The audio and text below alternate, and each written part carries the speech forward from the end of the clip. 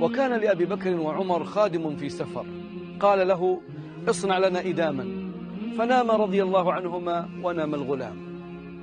استيقظ وإذا بالغلام نائم، أيقظاه وقال لبعضهما: إن هذا لنؤوم، يعني يحب النوم، وفي رواية: إن هذا ليوائم نوم بيتكم، أي أنه ينام في السفر كنومه في الحضر سواء.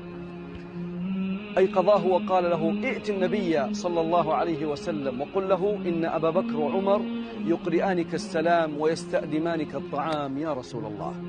فذهب الغلام من فوره إلى النبي صلى الله عليه وسلم وقال له: إن أبا بكر وعمر يقرئانك السلام ويستأدمانك الطعام. فقال صلى الله عليه وسلم: وعليهما السلام، قل لهما قد ائتدمتما، يعني قد أكلتما الإدام.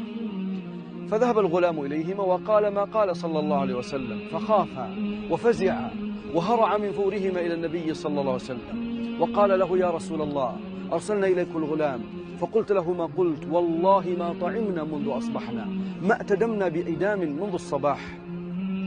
فقال صلى الله عليه وسلم: بل ائتدمتما بلحم أخيكما، ووالذي نفسي بيده إني لأجد لحمه بين أنيابكما، وفي رواية: إني لأجد لحمه بين ثناياكما. قال رضي الله عنهما: استغفر لنا يا رسول الله، إن الذين اتقوا إذا مسهم طائف من الشيطان تذكروا فإذا هم مبصرون. فقال صلى الله عليه وسلم: بل إياه فليستغفر لكما، اذهبا إليه واطلبا منه أن يغفر لكما. مما أيها الأحبة، ماذا قال رضي الله عنهما؟ إن هذا لنؤوم، ومن هما قمتان عظيمتان من قمم هذا الدين، ومن في الدنيا كأبي بكر وعمر.